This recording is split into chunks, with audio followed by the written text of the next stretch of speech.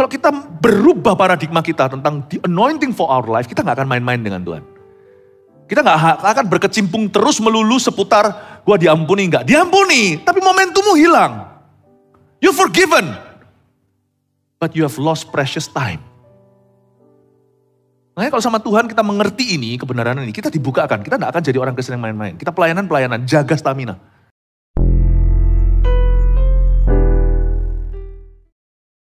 Tidak ada orang masuk ke hadirat Tuhan keluar dengan cara yang sama. Seperti murid-muridnya ketika dipanggil menghadap ke mahkamah agama, Petrus dan Yohanes. Bahwa semua petinggi-petinggi saat itu bisa turut merasakan hadirat Allah melalui mereka. Sehingga kalimat yang keluar dari mulut mereka adalah mereka mengenali murid-murid Yesus ini. Atau mereka tahu bahwa mereka telah bersekutu dengan Tuhan Yesus, gurunya. Kami berdoa supaya kami juga punya dampak yang sama kepada orang-orang di sekeliling kami. Orang-orang sekeliling kami bisa merasakan hadirat Allah lewat hidup kami. Kadang-kadang lewat keputusan kami, lewat tindak tanduk kami, lewat perkataan. Tapi kadang-kadang just simply merasakan hadirat-Mu Tuhan dekat kami.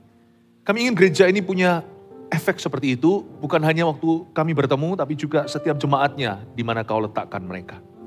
People can feel God's presence through us. Increase the anointing of this church, this Sunday, minggu ini, tingkatkan urapan kami ya Tuhan Yesus, tambahkan. Terima kasih Tuhan, sembunyikan hamba-Mu di balik salib-Mu. Di dalam nama Yesus Kristus kami berdoa. Haleluya, amin, puji Tuhan, glory to God, berikan tepuk tangan untuk Tuhan. Silakan duduk. Ambil catatan, kita akan belajar firman. Hari ini penuh soal urapan. Saya dan Pastor Fuji bergantian. Baktian satu tadi Pastor Fuji nyampaikan. Lalu saya 3 kali. Ini yang ketiga. Lalu sisanya nanti masih ada berbagai ibadah. Pastor Fuji akan meneruskan soal urapan. Anda lihat kebaktian-kebaktian sebelumnya. Tema yang saya bawakan ini. Sekarang kita yang di 3. Dampak urapan pada sekeliling kita. Dengarkan sisanya.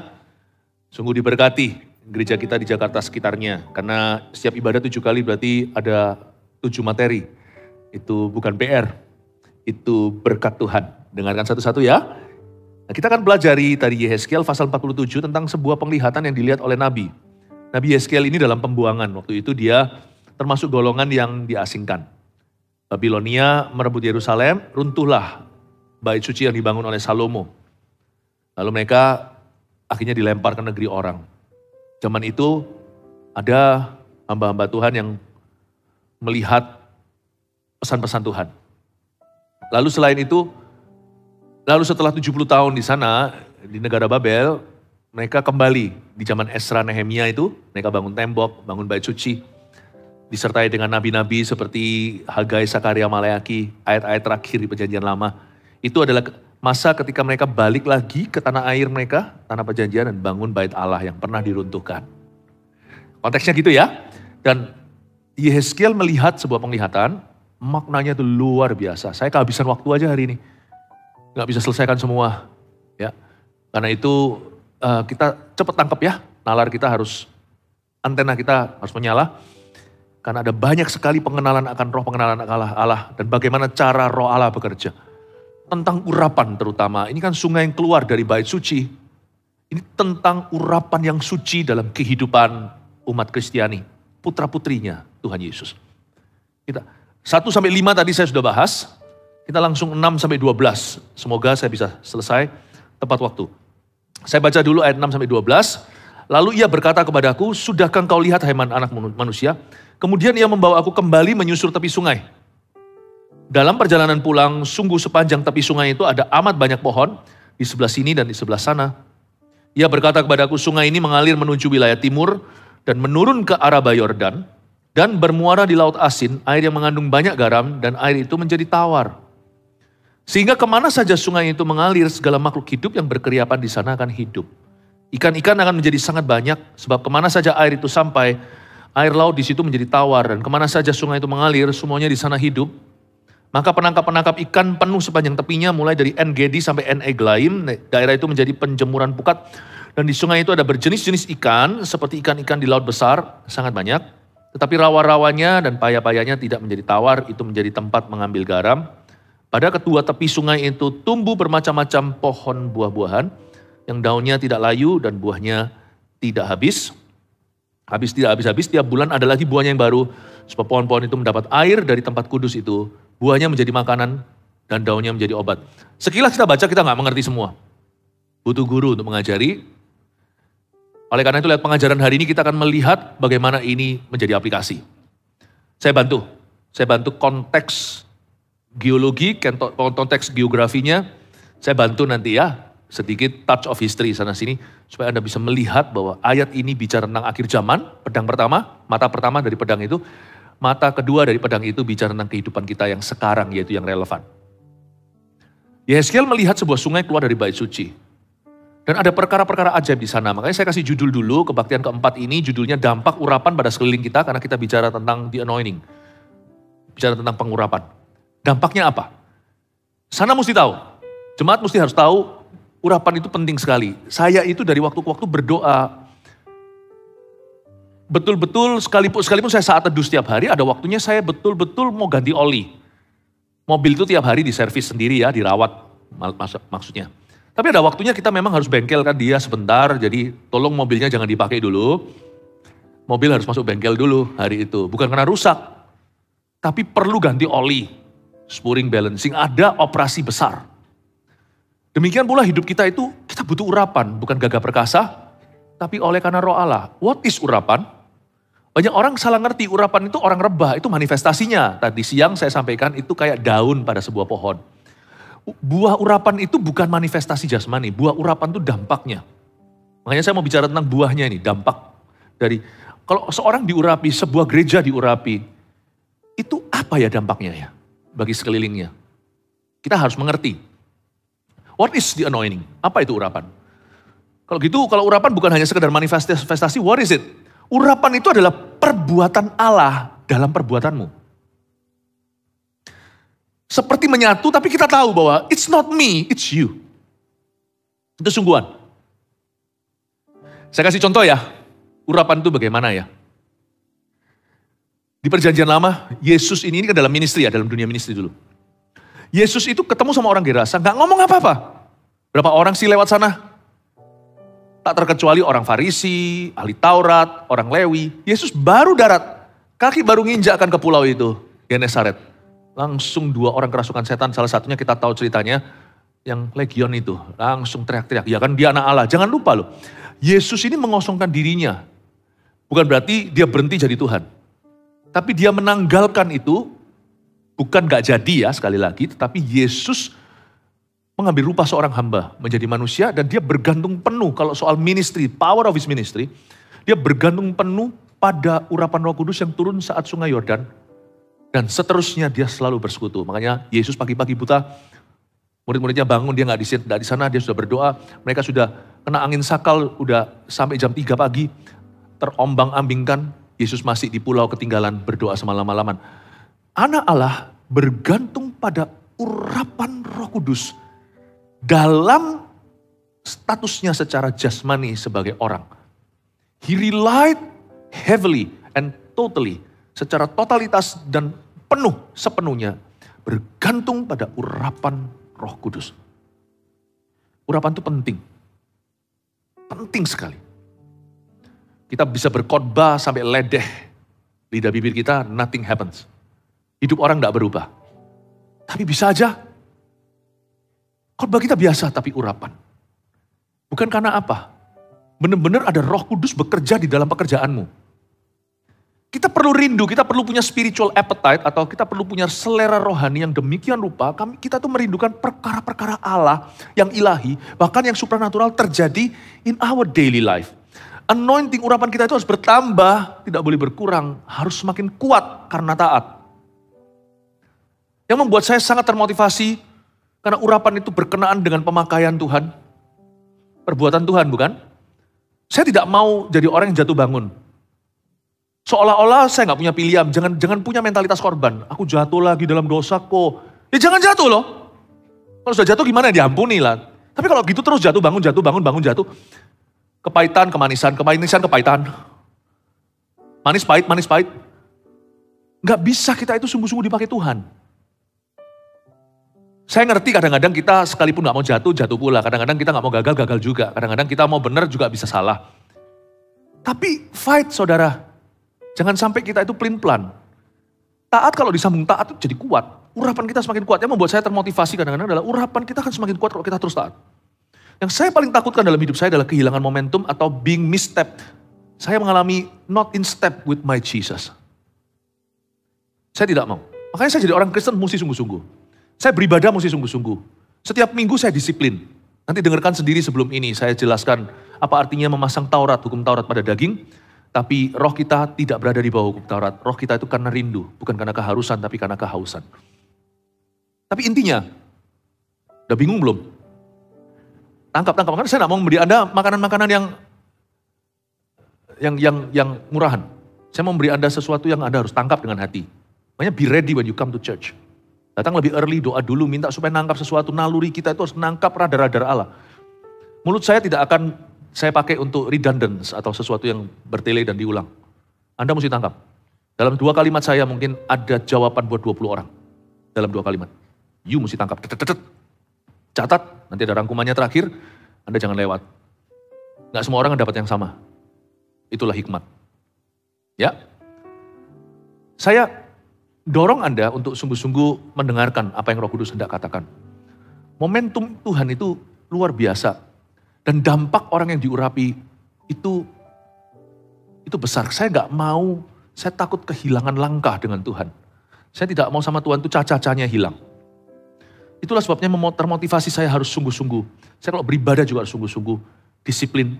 Saya nggak mau bolong-bolong saat teduh. Karena hal itu hal yang paling alami dalam perkara-perkara yang supra alamiah.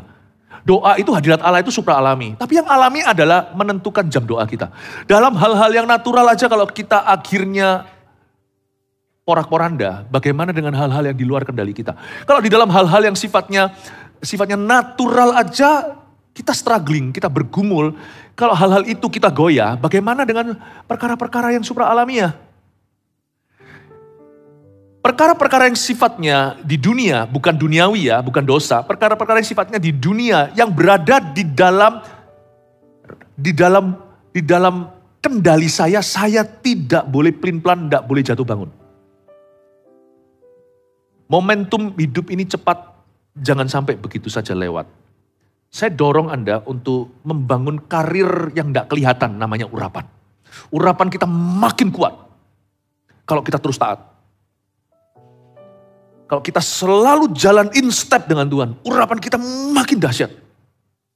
Dan urapan itu bukan hanya dalam ministry pelayanan. Urapan itu dalam kehidupan. Kita akan melihat lebih banyak aktivitas Roh Kudus in our life. Bukankah itu kerinduan kita? Kita akan melihat lebih banyak campur tangan Allah atau bahasa kerennya intervensi ilahi di dalam kehidupanmu secara sehari-hari. Semakin besar urapan itu, semakin meningkat dalam kehidupan kita. Semakin there is an increase of the Holy Spirit's activities. Semakin meningkat pula yang namanya aktivitas Roh Allah. Saya tidak dari waktu ke waktu ganti oli, saya masuk ke ruang doa. Enggak hanya porsi saat teduh pribadi, ada waktunya saya ngambil sabat lebih. Sabat itu bukan berarti istirahat, sabat bagi saya berdoa. Saya masuk hadirat Tuhan. Kalau Anda mau puasa silahkan. Puasa itu bukan rutinitas, puasa itu harus ada tujuan. Salah satu tujuan puasa adalah mengosongkan diri. Bukan bertapa ya, itu mengosongkan pikiran, jangan. Pikiran jangan kau kosongkan, pikiran kau kosong. Jangan, pikiran jangan dikosongkan. Masuk apa nanti kita nggak tahu. Pikiran kita harus diisi dengan firman. Kosongkan pikiran dari pikiran yang jahat, iya. Tapi saya mengosongkan diri. Masuk dengan spirit humility ke hadirat Allah. Yang saya minta satu, salah satu tujuan puasa tahu nggak apa? Minta pengurapan lebih besar. You may do that. You may do that. Saya pernah sekali waktu di luar negeri, saya kasih contoh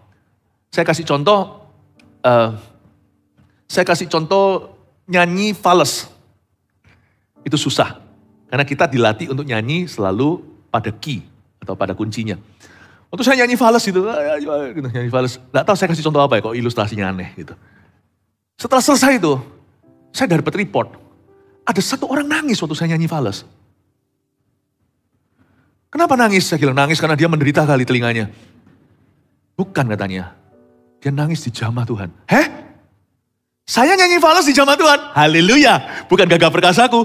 Roh Kudus bekerja lewat falesku.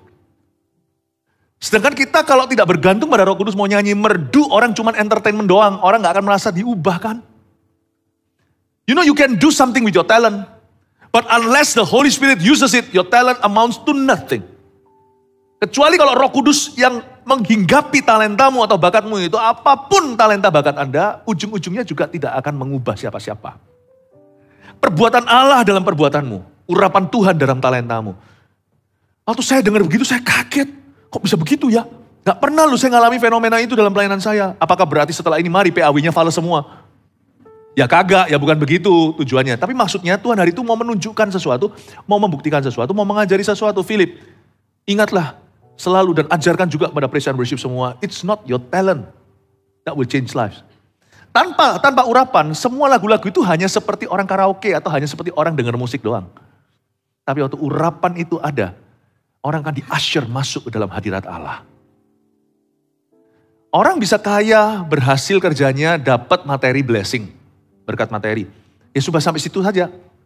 Tapi kalau ada urapan Tuhan atas hidupmu, urapan itu kencang sekali wifi-nya, urapan itu tebal. Whatever you do, nanti akan ketemu orang di tempat yang tepat, pada waktu yang tepat, dengan tujuan tepat. Semua itu mendatangkan kebaikan untuk kerajaan Allah. Ada something, bukan hanya meraih keuntungan, karena kalau Anda berbisnis ya harus meraup keuntungan, harus profitable. Tapi nggak cuman itu, hatimu nggak di situ. Petrus itu dan teman-temannya memancing, menjala dan dapat 153 ikan. Tapi ujung cerita bukan mereka jual ikan ke pasar jadi kaya. Mereka berkata, engkaulah Tuhan. Ada something of the Lordship of Jesus, sesuatu tentang Tuhan. Yang terjadi lewat dunia kerjamu, because you are anointed. Saya dulu waktu zaman masih awal-awal datang, saya kan tidak memulai dengan langsung jadi full timer. Saya mulai dengan berbisnis. Beberapa rekan-rekan partner bisnis itu adalah orang-orang luar. Beberapa partner bisnis saya, partner bisnis kami itu orang Hong Kong segalanya. Salah satunya lagi mabuk alkohol. Gak tahu gimana waktu itu satu lift, kita pergi ke satu tempat, dia dijamah Tuhan lahir baru. Akhirnya saya perlu hentikan ngomong soal bisnis sebentar, kita bicara tentang menjadi saudara seiman dulu.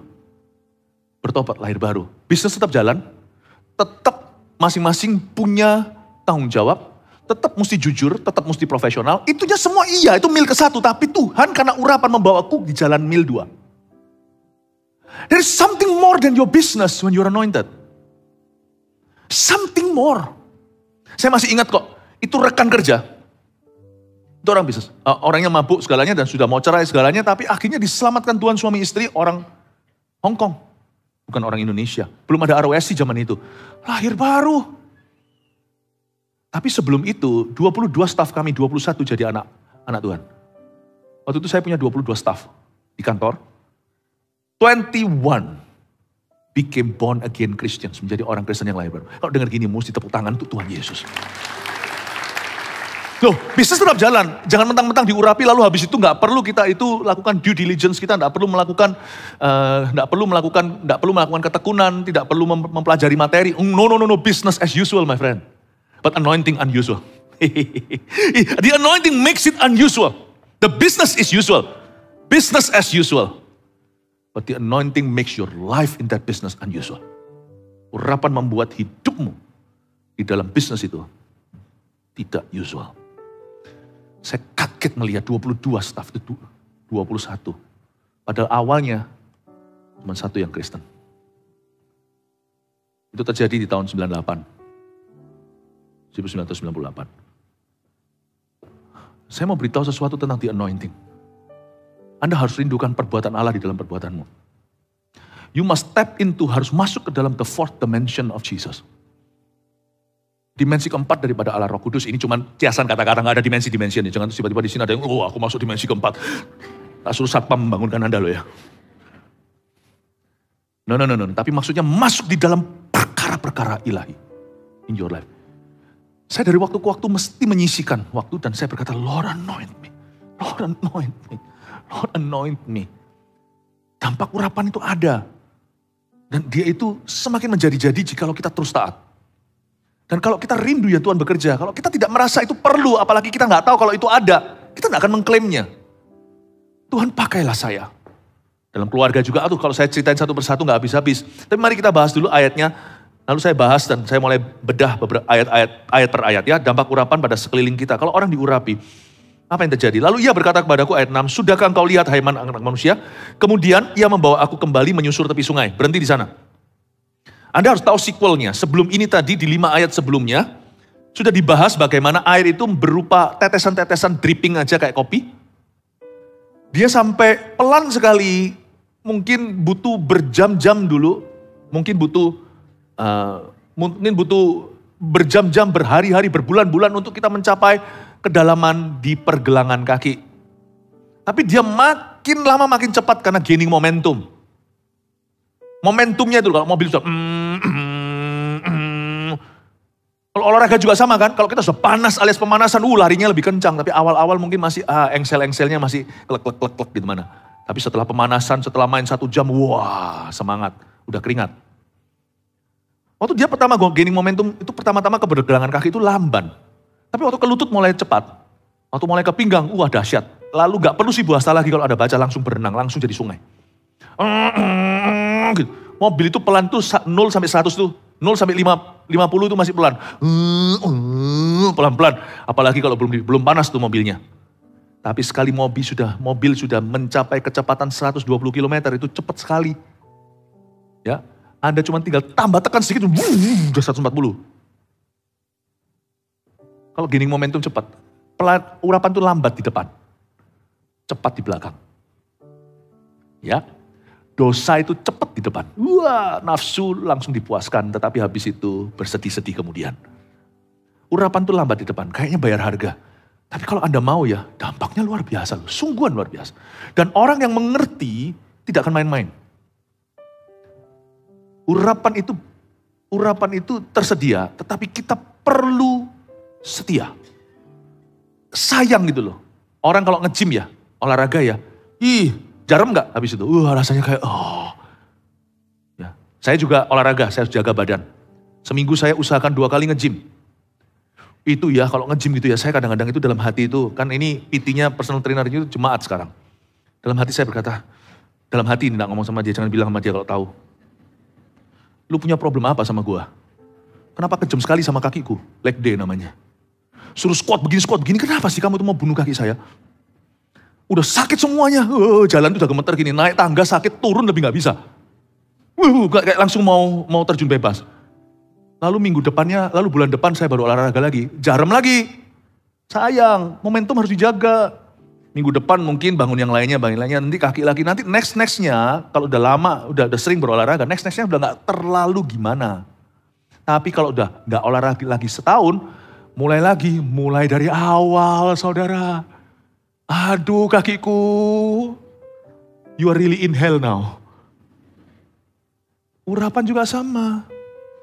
Taat kagak, taat sekali-kali, kagak. Susah, kapan dipakai Tuhannya? Pasien terus.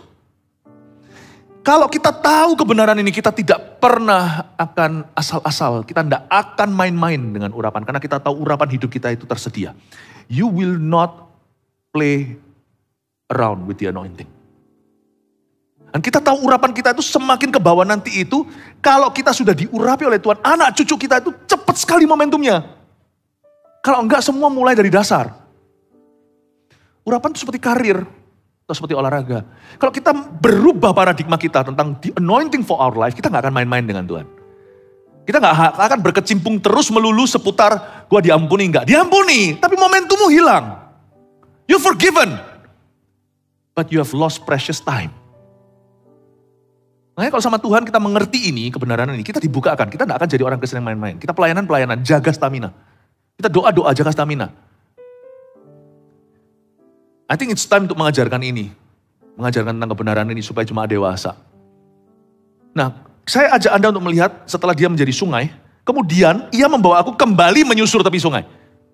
Lalu ia berkata kepadaku, sudahkah engkau lihat hai manusia, setelah dia melewati renang-renang, dia baru berenang, urapan itu sudah sampai pada taraf menjadi sungai, langsung dia dibawa kembali menyusur tepi sungai. Apa maksudnya? Disinilah kita melihat sebuah skenario, orang ini Yeskiel dibawa from depth, sebuah kedalaman back to shore. Kenapa sih? Misalnya kita itu lagi naik boat nih, pergi ke tengah laut. Wah, sudah dibawa pergi ke kedalaman, langsung dibawa lagi ke pantai. Loh kenapa sih? Karena urapan itu bukan untuk tamasya. Urapan itu gunanya adalah untuk menyelesaikan masalah. Tidak heran orang diurapi, Tuhan izinkan masalah terjadi dalam hidupnya. Dan kalau kita mengerti bagaimana menerjemahkan ini dan leverage on it, atau kalau kita bisa utilize, atau kalau kita bisa memanfaatkan itu, maka urapan kita akan bertambah dan kita akan melihat Tuhan bekerja sama dalam segala perkara, termasuk yang nampaknya buruk untuk mendatangkan kebaikan lebih besar lagi. Tidak ada senjata ditempa melawanmu akan menjadi berhasil, atau dengan kata lain, semua senjata yang ditempa padamu justru menjadi peluru kemudian untuk keberhasilanmu. Dibawa kembali aku menyusur tepi sungai. Tadi kan sudah mengalir jadi berenang di dalamnya. Sekarang dibawa lagi kembali ke tepian, ke tepi sungai. Kenapa? Tuhan itu hendak bersabda, urapan diberikan dalam hidup kita supaya kita jadi problem solver. Troubleshooter. Menjadi pemecah masalah.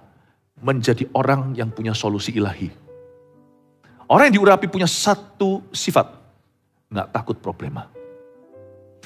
Lihat masalah itu seperti lihat makanan. Salah satu wujud urapan.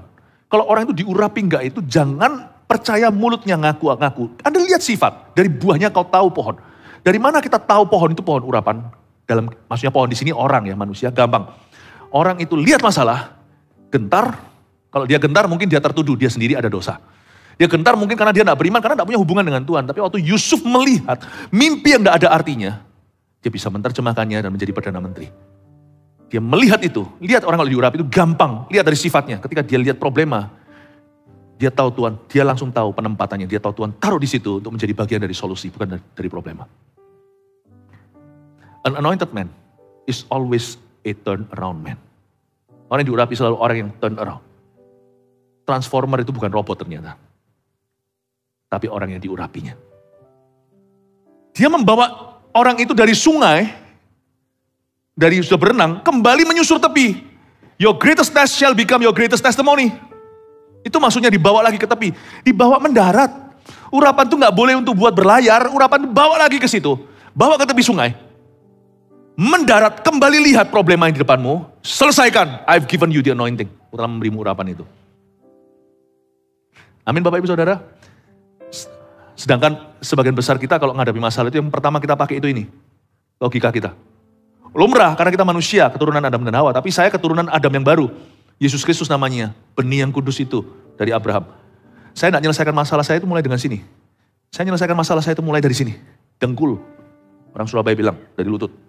I solve my problems with this first. And this sends all the anointing to here. Ini mata saya jadi lihatnya beda. This. Modal dengkul. Modal lutut. This is where God's people solves their problem first. On their knees to God. Dibawalah menyusur ke tepi sungai. Back to reality. Back to where the problem is. Back to your knees. Amin Bapak Ibu. Dalam perjalanan pulang, sungguh sepanjang tepi sungai itu ada amat banyak pohon di sebelah sini dan di sebelah sana. Seperti waktu kita kecil, yang usianya kurang lebih seperti saya. Kiri kanan ku lihat saja banyak pohon cemara. Haha. Yang gak tahu berarti kita juga tahu usianya. Ini usianya Gen Z, yang Skibidi, dan Sigma, Riz, dan Slay. Dalam perjalanan pulang, dia menelusuri tepi sungai dan dia melihat banyak pohon di sebelah sini, sebelah sana. Anehnya hanya Yeskiel yang melihatnya. Semua yang dibuang, semua yang diasingkan, semua di exiles bahasa Inggrisnya. Orang-orang buangan, tidak ada yang melihatnya. Yang melihat ini cuma Yeskiel. You see, waktu Anda dibawa ke tepi sungai, orang yang betul-betul tinggal dalam urapannya, dia akan melihat pohon. Sedangkan yang lain hanya melihat lubang donatnya. The anointing does you good. You see, some people say, ada orang berkata, jagalah urapanmu, lebih tepatnya urapan akan menjagamu. Kenapa saya jaga urapan? Karena urapan yang menjaga saya. Oh, jangan bingung ya. Happy wife, happy life kata orang. Kenapa kita bahagiakan istri kita? Supaya kita juga bahagia. Coba kalau kita itu tinggal serumah di bawah atap dengan seorang istri yang terus bertengkar dengan kita seperti meniriskan air terus tes sampai bolong tuh lantai. You want to please your spouse dengan cara yang benar, karena dengan melakukan itu kau berbuat baik pada dirimu.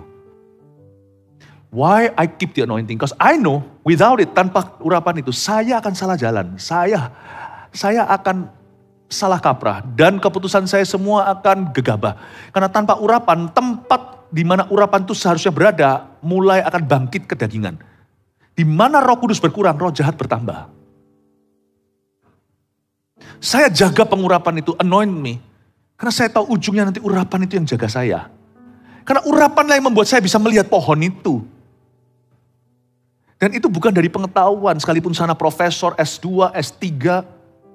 It's the anointing that will make you see God's promise. Janji Tuhan. Ia berkata kepada aku, ayat 8, sungai ini mengalir menuju wilayah timur dan menurun ke Araba Yordan. Katakan Araba Yordan. Mau tahu nggak? Saya kasih bocoran supaya ini semua make sense atau masuk akal. Ini ayat-ayat akan digenapi satu nanti di kerajaan 1000 tahun. Itu lain cerita ya.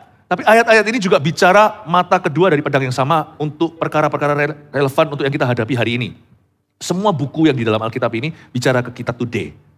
Tapi juga ada penggenapannya yang akan datang.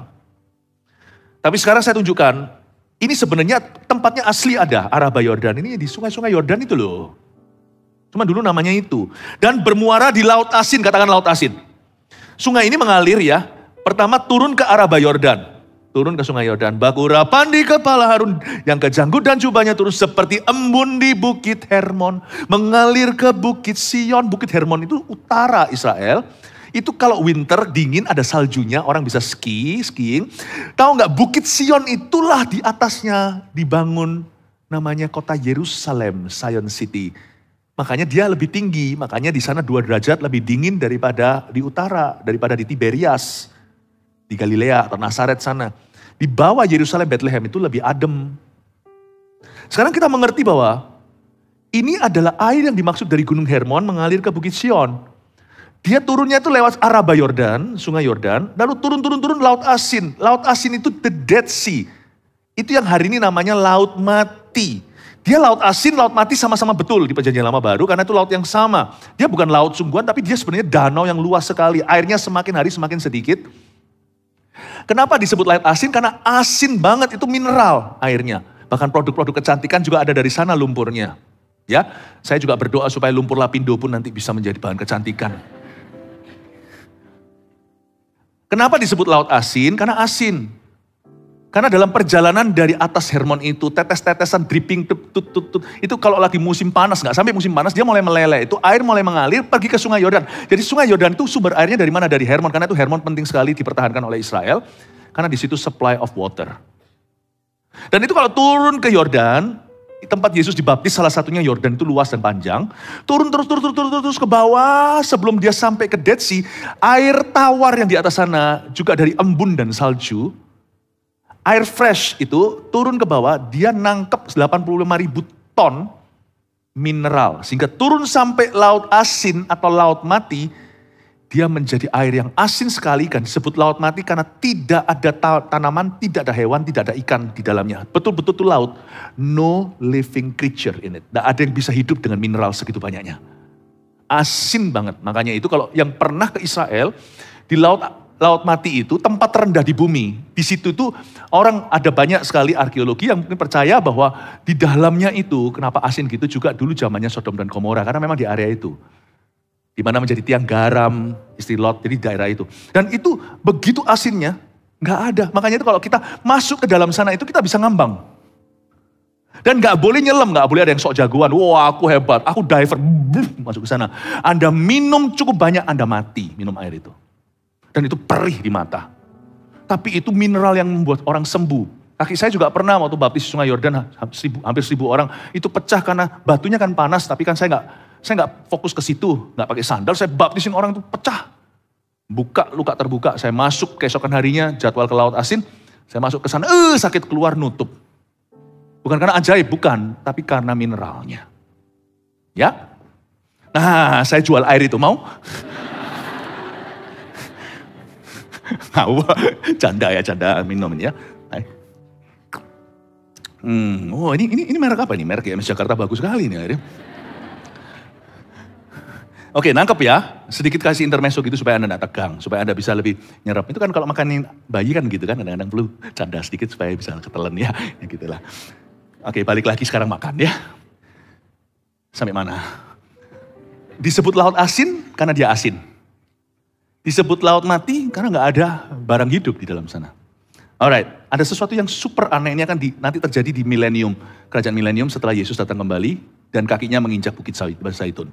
Kita sekarang lihat apa yang terjadi. Ayat 8 lagi ya. Ia berkata kepadaku, sungai ini mengalir menuju wilayah timur dan menuju ke arah Yordan dan bermuara di laut asin, berakhir di sana. Air yang mengandung banyak garam dan air itu menjadi tawar. Hah? Ini nggak akan terjadi. Air itu menjadi tawar. Jadi yang namanya the Dead Sea, yang namanya laut mati, tempat terendah di dunia. Jarang hujan atau hampir nggak pernah. Atau mungkin nggak pernah ya. Laut mati itu tempat terendah di seluruh dunia. Titik terendah itu laut mati itu. Panas daerah Yeriko sana. Ya, kurmanya enak tapi. Kacang-kacangnya. Nah, di sana itu tempat Yeriko juga diruntuhkan dari sana kan. Nah, di sana itu nanti airnya menjadi tawar. Wow, ini adalah kiasan ilustrasi tentang perubahan ajaib. Orang kalau diurapi, turun-temurun, dia akan komplikasi berkat Allah. Kalau kita diurapi itu, yang untung adalah downline kita. Bak urapan di kepala, janggut turun. Yang bahagia itu adalah anak cucumu. Yang bahagia adalah anak buahmu di perusahaan. Kristen atau bukan? Tapi banyak orang masuk ke dalam perjanjian Abraham, padahal mereka bukanlah kaum Abraham. Keselamatan tetap setiap orang harus percaya Yesus. Tapi ada berkat-berkat yang diberikan akibat kesepakatan dengan orang tepat. Anda lihat Gibeon. Orang-orang Gibeon itu diselamatkan, tidak jadi ditumpas karena mereka membuat perjanjian meskipun sifatnya awal-awal tipuan. Yosua itu terjebak, tapi gimana pun juga perjanjian. Yosua dengan orang-orang Gibeon. Gibeon itu diberkati karena asosiasinya dengan Yosua. Anda harus pahami sesuatu kebenaran yang luar biasa di sini. Kalau kita itu betul-betul diurapi dan jaga urapan itu, sebaliknya urapan yang menjaga kita sih, itu bawahnya itu komplikasi. Anak buah, anak rohani kita, anak cucu kita. Itu yang happy. Saya nggak percaya lucky ya. Good luck itu nggak terlalu berlaku. Tetapi kadang-kadang boleh lah ya sekali-kali supaya pemahamannya simple gitu ya. Lucky are those people under you. Mereka itu makan dari berkat Abraham. Makanya gereja itu bukan membership. Yang betul itu perjanjian. Kalau nggak paham ini, orang akan picik soal gereja, soal kehidupan bergereja nih. Orang kira, ibadah di sana sini, ya gampang lah, mana lah. Jangan cari gereja yang dekat sama rumahmu. Carilah gereja yang dekat dengan Tuhanmu. Cari gereja yang mendekatkanmu pada Tuhan. Di GMS Rooftop, tempat saya bersarang, orang itu datang itu dari jauh. Tiap minggu. Untungnya sekarang kita sudah ada GMS di mana-mana. Orang datang dari jauh. Khusus datang. Dan terus datang ya, bukan. Saya mau beritahu Anda sesuatu yang simple bahwa air itu turun-temurun menjadi air berkat. Lalu gak hanya itu, terjadi perubahan. Anda akan mulai melihat perubahan-perubahan yang ajaib yang gak mungkin terjadi karena usahamu. Meskipun Tuhan bisa bekerja lewat bidang usaha Anda, tapi perubahan itu sendiri bukan karena usaha Anda. Terjadi perubahan sevulgar apa perubahannya? Sevulgar airnya laut mati, laut asin menjadi tawar. Itu gak mungkin, itu ada bahasa Ibraninya. Impossible. Gak mungkin terjadi saudaraku. Gak mungkin terjadi. Gimana kau buat tawar itu laut yang sudah asin? Gak bisa, mau disuling-suling gimana juga. Sedanau lagi. Sesungai, semuanya air itu jadi tawar. Sehingga kemana saja sungai itu mengalir, lihat lagi ayat 9, segala makhluk hidup yang berkeriapan di sana akan hidup. Stop. Sesuatu janggal. Kan di sini dikatakan, kemana saja sungai itu dari arah Yordan mengalir sampai ke the Dead Sea atau laut asin, segala makhluk hidup yang berkeriapan di sana, sejak kapan ada makhluk hidup berkeriapan di sana? Ayo kita ke Israel yuk. Jangan sekarang lagi perang. Kita ajak ke sana. Mari kita cek. Dalamnya itu ada barang, ada hewan enggak? Ada ikan nggak? Nggak ada. Dari mana? Ini ayat nggak tepat berarti. Bukan, ini ayat nubuat. Sehingga kemana saja sungai itu mengalir, segala makhluk yang berkeriapan di sana akan hidup. Salah satu fenomena pengurapan dalam kehidupan seorang adalah, salah satunya tadi, perubahan-perubahan yang gak masuk akal terjadi di hidupmu. Atau sekelilingmu ya, bukan di dalam diri. Karena Anda berubah dulu, sekeliling Anda itu berubah. Makanya kalau Allah sedang mengubah sesuatu di dalam sifat manusiamu, jangan kau tolak. Itu berarti Tuhan kasih first quote dulu. Kasih deposit di depan untuk perubahan yang akan Anda lihat dalam keluarga Anda dan di sekeliling Anda. Anointing always begins in you before it will surround you. It will surround you. Urapan itu selalu dimulai di dalam dirimu sebelum dia akan mengepung duniamu. Kalau Tuhan tidak bisa mengerjakan di dalam dirimu, Allah tidak akan mengerjakan di luarmu. Urapan itu selalu dimulai dari dalam kita. Segala makhluk berkeriapan di sana akan hidup. Hah? Kok bisa? No living thing in the Dead Sea. Berarti ini new creation, my friend. Ini berarti adalah penciptaan baru. Berarti bukan hanya ada perubahan yang terjadi. Salah satu fenomena orang-orang yang diurapi atau urapan dalam kehidupan seseorang adalah perubahan-perubahan yang ajaib terjadi dan penciptaan baru terjadi. Bukan ciptaan dunia ya. Tapi menciptakan sesuatu dari yang gak ada jadi ada di duniamu. Anda akan terkejut. Kok bisa ada berkat begini dalam keluargaku? Kok bisa ada penyertaan seperti ini? Anda gak masuk akal. Nggak ada. Tuhan akan menunjukkan satu manifestasi. Bukan fisik saja, jasmani, tapi Tuhan akan menunjukkan sebuah fenomena. Sebuah simptom atau gejala. Di dalam hidup Anda mulai semakin kaya, kiri kanan kau lihat. Dari yang gak ada jadi ada. Dan Anda tidak punya modal untuk itu. Tuhan yang menciptakan. Anda akan terkejut. Apa yang saya sampaikan gak bisa sampai aplikasi, terlalu panjang nanti. Tapi Anda nanti kalau, makanya khotbah seperti ini Anda harus catat. Catatnya gak usah lah, nanti dengarkan aja, nanti catatnya tinggal poinnya ada summary. Anda dengarkan lagi, kalau Anda mau lupa, setiap 2 kalimat, ada 20 orang akan menerima berkah. Ikan-ikan akan menjadi sangat banyak. Oke, sekarang jadi masuk akal kalau itu mujizat. Sebab kemana saja air itu sampai, air laut di situ menjadi tawar. Dan kemana saja sungai itu mengalir, semuanya di sana hidup. Ini kalau kita gak percaya mujizat, ayat ini adalah tempat yang namanya graveyard. Ini tempat, ayat adalah ayat kuburan buat kita. Karena ayat ini akan membuat kita meragukan keabsahan Alkitab. Karena nggak mungkin laut mati kok bisa di dalamnya berkeriapan dan kemana saja air itu mengalir di situ. Siapa yang cemplungin ikan? Coba. Saya punya satu pertanyaan. Oke deh, anggaplah sungai itu mengalir sampai laut mati, semua ikannya hidup. Nah sekarang tanyaannya, siapa yang taruh ikan di sana? Ini bukan mujizat kesembuhan atau kebangkitan orang mati. Tetapi ikan itu dari mana? Ada satu mujizat yang membuat saya garuk-garuk kepala. Sampai sekarang saya nggak ngerti. Makanya itu kalau baca Alkitab jangan sekedar masukkan logika Anda. Nah, jangan sekedar kita cerna secara logis saja karena Tuhan tidak punya rumus untuk mujizat itu. Tuhan cuma suruh kita percaya. Tapi semua yang dikatakan Alkitab itu sah. Semua dikatakan Alkitab itu adalah firman Allah. Yesus memecah-mecah roti, ya itu masih bisa diterima. Roti dipecah. Meskipun itu ajaib ya, luar biasa. Yesus memecahkan ikan. Ikan itu kan ada kepala, ada ekornya. You pecahkan itu ikan, misalnya tengah lah, 1/4, tergantung mecahnya di mana. Terus, yang bagian ekor tiba-tiba muncul kepala. Gak ada ayatnya Tuhan memecahkan 5 roti dan 2 ekor ikan. Atau 2 kepala ikan. Di bagian kepala dicopot, muncul ekornya. Berarti ada hewan yang diciptakan, yaitu ikan, tanpa lewat lautan. Tangan Tuhan ciptakan. Dan itu ikan sungguhan. Dimakan dari manapun, durinya semua ikan. Itu bukan ikan kecil-kecil ya. Itu ikan Petrus itu loh. Sebenarnya di sini juga ada sih di Indonesia kayak apa ya, mujair atau apa ya.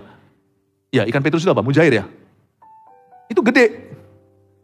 Diambil gitu durinya semuanya itu persis dan tidak pernah lewat laut. Tidak pernah dilahirkan atau bertelur ikan. Gak pernah sama sekali kena air. Di tangan Yesus langsung tercipta. Gak masuk akal buat saya. Makanya saya percaya mujizat. Hari itu, tiba-tiba ada ikannya semua hidup. Siapa cemplungin di situ? Saya beritahu, tangan yang kuasa. Anda akan terkejut, orang lain semua mau coba niru caramu. Metode Anda diterapkan mentah-mentah, segala sesuatu gerak-gerik Anda ditiru, tidak punya sukses yang sama. Karena ada satu hal yang tidak bisa ada rumusnya. Yaitu kalau Allah urapi seseorang, there's no theory itu ya. Makanya saya tiap hari masuk ke hadirat Allah cuma berkata, Lord anoint me.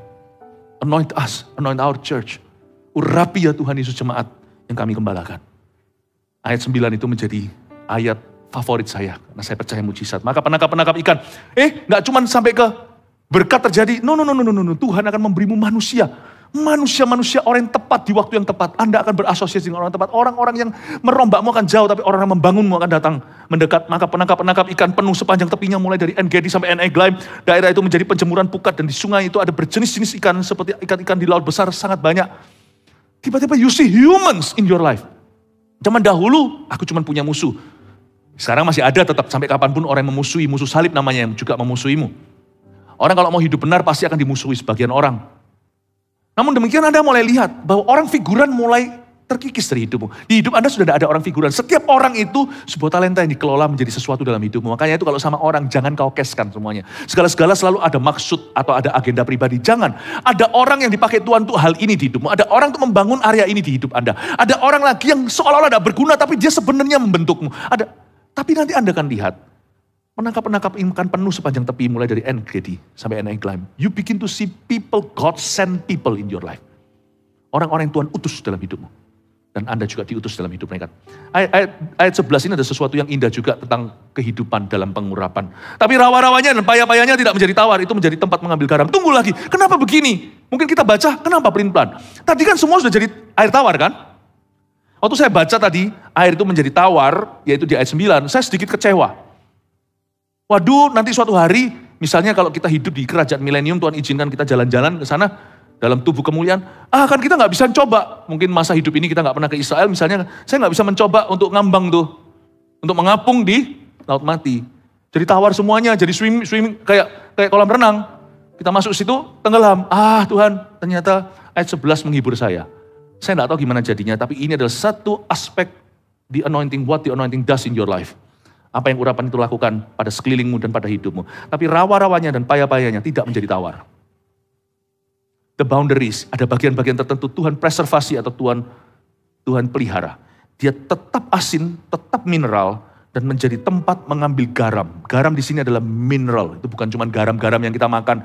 Ini kalau garam-garam gitu ya gampang lah, ambil rumput sembarangan kasih garam gitu, teplok-teplok di wajah.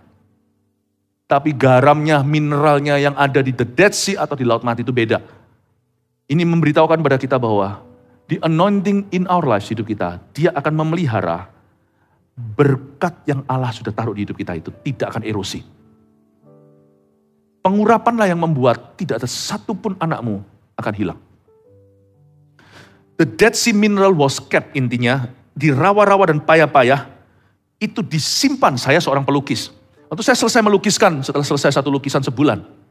Setelah selesai, saya mau lukisan ini untuk tahan 100 tahun lah. Tuhan belum datang.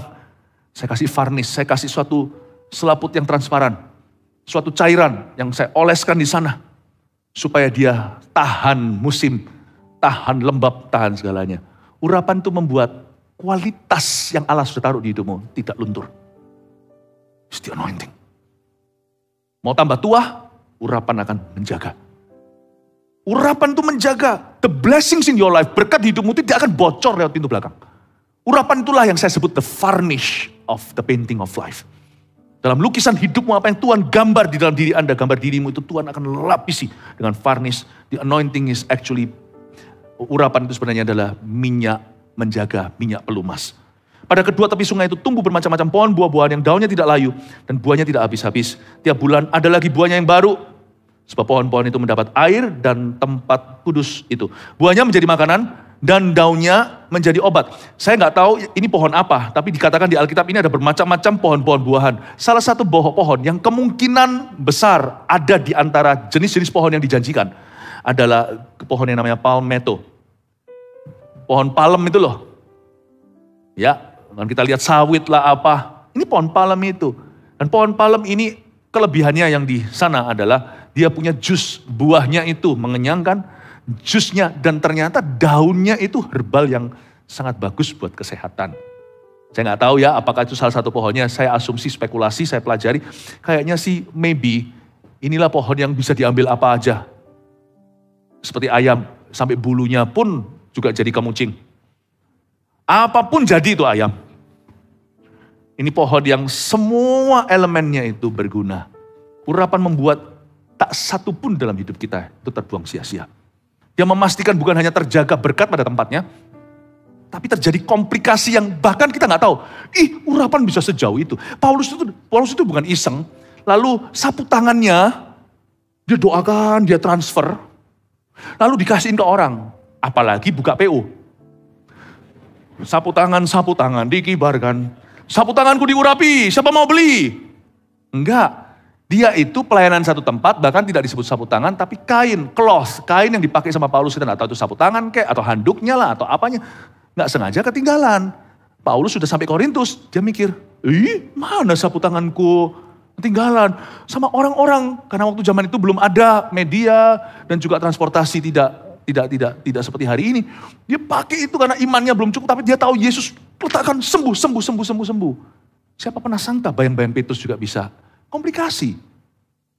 Tapi yang tidak Tuhan urapi adalah, Tuhan tidak pernah urapi kita di luar jalur panggilan kita. Jangan mentang-mentang diurapi, pasti berhasil di segala bidang, itu gak tentu.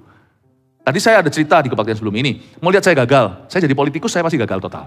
Karena Tuhan tidak berkenan, saya ini hamba Tuhan. Saya kalau mau jadi artis, akan jadi artis tanggung kali. Tapi kalau jadi pendeta yang paling ganteng. Nah gitu aja lah boleh. Jangan ngaku-ngaku diurapi lah, urapan kita sih 11-12 lah sama yang lainnya. Jangan merasa dirimu diurapi. Orang yang diurapi tidak akan merasa dirinya diurapi. Tapi ganteng cuma bercanda, enggak juga kok. Saya ini enggak seberapa, biasa-biasa aja. Nah, ngomong apa jadi lupa. Sana juga jangan coba-coba. Pengusaha mau jadi pendeta. Canda. Tiba-tiba mau jadi pendeta. Jangan bercanda gitu. Kapan ini jadi pendeta? Lu anggap murahan jadi pendeta. Itu orang antri, itu orang Gerasa tuh disembuhkan kayak gitu. Itu dia minta-minta jadi murid Yesus yang menyertai. Untuk jadi salah satu dari murid Tuhan. Bukan rasulnya, tapi jadi muridnya. Untuk jadi pengkhotbah, menjadi seorang pendeta. Tuhan bilang pulang. Lucu. Berhasil jadi artis. Jangan coba jadi pendeta. Aku ini fasilida, pinter ngomong. Saya bisa memotivasi orang. Pasti aku jadi pengkhotbah. Coba. Monggo silakan. Tuhan gak akan memberimu pesan. Paling cuma pengetahuan yang klise doang. Don't try lah. Urapan itu tidak untuk kita lakukan di segala sesuatu yang kita kehendaki. Tapi untuk melaksanakan kehendak Tuhan. Kalau Anda mau lihat saya gagal, saya jadi orang lain yang Tuhan tidak suruh saya jadi. Anda mau gagal? Yang tidak dipanggil jadi pendeta? Sana, jadilah pendeta. Kita akan lihat nanti justru Tuhan munculkan busuknya. Anda akan kaget, tidak semua orang itu dipanggil Tuhan. Jangan hakimi orang lain, introspeksi diri. Itu urusan Tuhan. Lalang gandum bian Tuhan yang misalkan suatu hari, bukan sekarang, tapi di akhir zaman. Tapi Anda akan terkejut, tidak semua orang yang demikian dipanggil Tuhan. Ada orang yang memanggil dirinya sendiri. Never has God called such persons. You'll be very surprised. Kita harus mengerti sesuatu bahwa untuk diurapi sama Tuhan, itu kita harus berada di jalurnya. Dan kalau kita sudah ada di jalurnya, bukan hanya apa saja yang kau berbuat berhasil, tapi segala sesuatu yang berkenaan denganmu, yang sinergi dengan panggilan utamamu itu, semua diurapi. Sampai sapu tangannya, sampai bayang-bayangnya. Kecuali kalau Paulus suatu hari berkata, aku mau bikin pabrik tekstil Aku gak jadi lagi pengkhotbah, aku menjadi seperti Lydia, si pengusaha kain ungu itu. Ya Paulus sih sebenarnya gak tepat juga, si Paulus itu juga sebenarnya setengahnya dia tent maker, memang dari awalnya begitu. Dia pembuat kemah, tapi misalnya Petrus dia berkata begitu, gak mungkin bayang-bayangnya diurapi. Aku mau mulai bisnis lighting supaya bayang-bayangku kelihatan, gak akan ada terjadi apa-apa. Sana bayang-bayangnya kena semua orang juga gak akan terjadi apa-apa. Dia diurapi karena dalam perjalanannya memberitakan Injil, dalam kerasulannya mendirikan gereja, dia jalan suatu hari karena tidak bisa, belum ada media, dia tidak bisa menjamah semua orang. Orang diizinkan Tuhan terjamah lewat satu elemen yang sangat fisik. Bukan karena Tuhan mau mereka mengidolakan seorang hamba Tuhan, tapi Tuhan itu ingin touch mereka dengan something tangible. Dan Tuhan pakai bayang-bayang Pak Petrus, karena dia rightfully berada di konteks dan proper di panggilannya. Tuhan urapi everything, buahnya kena, jusnya kena, daunnya kena, semua menyembuhkan, everything. When you are in the right place, kalau Anda tahu urapan Anda di mana, Anda harusnya berenang di river atau di sungai mana, Anda terus berenang terus di situ, urapanmu bertambah. Everything about you, around you, semua tentang dirimu, semua darimu, semua berurusan dan berkenaan denganmu, semua dari extension, kepanjangan tanganmu, semua diurapi oleh Tuhan. Paham ini ya, Bapak Ibu Saudara? Rahasia urapan itu bukan ngawur. Aku mau jadi ini, jadi itu mencobai Tuhan. Rahasia urapan itu pertama-tama tahu kehendak Allah dulu dalam hidupnya, tahu penempatan. Setelah itu merajalela. Di bidang itu garap semuanya sampai ujung-ujung sungainya. buahnya kau jadikan makanan, daunnya kau jadikan obat, bulunya kau jadikan kemuncing. Amin Bapak Ibu. Suatu hari, dan ngomong-ngomong soal lukis, saya cerita sesuatu ya. Saya terkejut waktu suatu hari ada pameran di Shanghai, pameran, saya ngelukis itu hobi. Tidak ada, ngelukis itu hobi, sungguhan hanya hobi. Bukan hanya hobi, tapi saya mau lukiskan mimpi-mimpi saya, dan juga tema-tema yang alkitabiah saja. Siapa sangka ternyata disambut gitu, gak ada ambisi saya. Ternyata dibuat solo exhibition waktu itu di Shanghai. Itu yang membuat saya terkejut ya. Setelah itu kan saya gak tahu nih, pertama kali nih saya lakukan ini. Ini juga spare time pada waktu saya lagi liburan. Akhirnya sekalian mereka pameran. Itu kaget saya, ada satu orang datang di Shanghai dengan masih ada tancapannya infus. Masih ada infusnya, itu berarti dari selangnya dicopot dan dia, saya bilang kamu lari dari hospital ya? Bukan, dia bilang saya minta diizinkan keluar sebentar, ada tumor ganas. Dia melihat sebuah lukisan yang saya gambarkan, Tuhan Yesus dipecut, tapi itu abstrak sekali, gak ada wajah, cuma abstrak gitu aja. Dan dia nangis di depan itu. Nangis di depan itu, dia lihat. Saya gak pernah, saya kira cuma gambar itu cuma sekedar suatu biauta, apa itu ya, suatu expression aja. Ekspresi. Saya gak sangka orang bisa dijamah seperti itu. Padahal ini bukan sesuatu yang sifat jalan tol, ini hanyalah jalan gang buat saya, itu sesuatu yang sifatnya hobi. Saya gak pernah sangka bahwa hobi, apapun kalau Anda tinggal dalam urapan itu buahnya pun makanan, daunnya jadi obat, everything useful. Mau hobi pun gak ada, hobi yang iseng tuh gak ada. Hobi pun dipakai Tuhan. Ya, dengan itu dia nangis, dia balik ke hospital. Itu bukan lukisannya, lukisannya bukan dewa, bukan jadi berhala, tetapi karena pesan yang dibawa, ada tulisannya di sana, oleh bilur-bilur Yesus kau sembuh. Yesaya 53. Balik, diperiksa. Tumornya hilang. Saya kaget. Ini kan ada lukisan, ada juga orang satu profesor, yang sudah satu profesor seni, bukan orang Indonesia, orang sana. Lalu ngajak saya debat karena dia itu ateis. Dia melihat orang-orang bagaimana line up, bagaimana mereka itu sampai seperti ular itu di gang itu sampai berapa blok itu orang antri untuk masuk ke sana. Sampai orang-orang di jalan katanya ada rock concert apa, ada konser rock apa. Bukan, ini ada lukis. Orang kaget, satu blok semuanya art itu punya saya itu sampai ke blok-blok berapa. Sayanya tidak ada di sana. Lalu saya datang di situ, saya lihat sendiri lalu dia ngomong sama saya.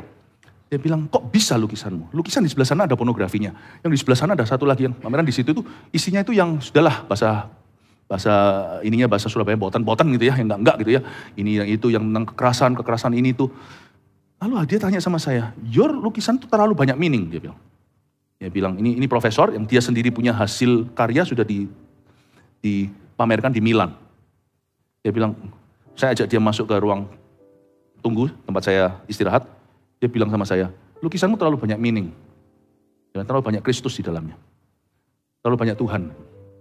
Lukisan itu harusnya meaningless, dia bilang. Tidak ada artinya. Saya ini profesor, saya ini lecturer. Saya tidak ada meaningless. Betul-betul modern itu bisa anything. Bahkan air seni pun difoto apa, ada gambar gitu. Itu semuanya art lah. In the name of art, everything goes. Anything goes.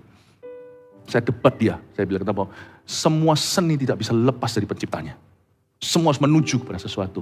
Dan saya jelaskan semuanya, nggak tahu dari hikmat dari mana. Dalam waktu setengah jam kemudian, orang itu berlutut bersama dengan saya menerima Yesus sebagai Tuhan dan Juru Selamat.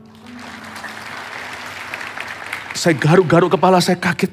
Kok bisa ya? Ini cuma iseng loh. Saya bilang Tuhan, dan Tuhan ngomong sama saya, kamu jangan main-main dengan hidupmu. Buahmu akan menjadi makanan, daunmu menjadi obat. Kamu jangan selang-selingnya salah, taat nggak taat. Kamu selalu taat supaya urapan itu semakin menjadi-jadi dan menjadi kuatan. Apapun yang kau jamah, the anointing will stay. Saya bilang, jangan dukakan aku, jangan lakukan sesuatu yang menyalahi firmanku. Kamu jaga hatimu dengan segala waspada, akan mengalir terus sungai kehidupan dari sana. Saya kata, ya Tuhan, aku akan ajarkan pada jemaat. You see, let me tell you something. Kalau kita diurapi sama Tuhan, Anda akan kaget, kuasa kesembuhan pun menjadi nyata. Apapun yang kau lakukan, kalau kuasa kesembuhan itu tidak tentu fisik atau jasmani, kanker sembuh. Kuasa sembuhan itu juga bisa begini loh. Apapun juga di bidangmu yang sakit, Anda di situ dalam waktu 3 bulan itu sembuh. Dan itu bukan berarti Anda cuma doa. Dimulai dari ruang doamu, Allah mungkin memberimu hikmat seperti Yusuf yang tahu 1/5 ditabung dari 7 tahun kelimpahan supaya 7 tahun nanti masa lapar bisa beli seluruh Mesir. Tuhan akan memberimu urapan itu bermula dengan persekutuan, tapi dia berakhir bisa menjadi suatu keputusan-keputusan yang brilian. Karena urapan itu yang membuat hatimu dilumas. Mendapatkan pelumas ilahi membuat hatimu bisa melihat pohon kiri kanan. Orang gak bisa melihat solusimu, you bisa melihat solusi itu. The anointing is fantastic. Orang kira feeling, gereng-gerengnya atau perasaan listrik. Itu adalah feeling of the anointing. The anointing makes your heart different. Membuatmu mempunyai beda. Urapan tidak selesaikan seluruh masalahmu. Tapi setelah hatimu selesai dalam urapan itu, ada keluar hati yang diurapi itu menyelesaikan masalahmu. Amin Bapak Ibu. Saya pelajari sesuatu. The anointing is real. Kesembuhan pun akan terjadi. Anda bukan hanya jadi troubleshooter, problem solver, bukan problem maker. Manapun Anda berada, finance yang sakit akan sembuh. Anda bekerja di sebuah perbankan itu minus sekian cabang itu ketika Anda menjadi manajernya di sana atau bahkan direktur. Itu akan berubah nanti. Minusnya jadi plus karena hikmat anak Tuhan di sana. Anda berada di sebuah instansi, Allah akan melakukan sesuatu lebih. Anda berada di, saya nggak bisa jelaskan satu persatu, silakan diaplikasi sendiri. Di situ Anda akan lihat buahmu menjadi makanan, daunmu menjadi obat. Orang akan makan dari buah Anda. Orang akan minum dari daun Anda. Anda akan menjadi orang yang kehadiran, hikmatmu, keputusanmu, dan juga semua yang kau taruh di atas meja dalam bidang itu. Tuhan akan pakai semua dari yang serius sampai yang iseng, hobi semuanya untuk mendatangkan healing to the world. Saya berdoa, kita semua punya urapan yang berbeda. Saya tidak jadi Anda juga tidak perlu jadi saya. Tapi dari gereja ini, dari ambang pintu gereja ini, kita sama-sama akan membawa healingnya Tuhan sampai ke dunia. Di bidang Anda masing-masing. Amin Bapak Ibu Saudara. Ya, mari kita lihat sekarang 3 poin sini. Lalu saya selesai. Apa saja yang menjadi dampak urapan pada sekeliling kita? Number 1, mujizat perubahan dan penciptaan terjadi. Sekedar summary aja, saya nggak perlu khotbahkan lagi. 2, dampak urapan pada sekeliling kita adalah berkat-berkat Tuhan terpelihara sempurna. Ada berkat-berkat yang betul-betul di-preserve sama Tuhan. It's only by the grace and by the anointing of the Holy Spirit. 3, kuasa kesembuhan menjadi nyata. When you living in the anointing, He will make you a healer. Orang yang menyembuhkan, not a killer. Amin Bapak Ibu, silakan difoto. Iya. Oke, puji Tuhan. God bless you.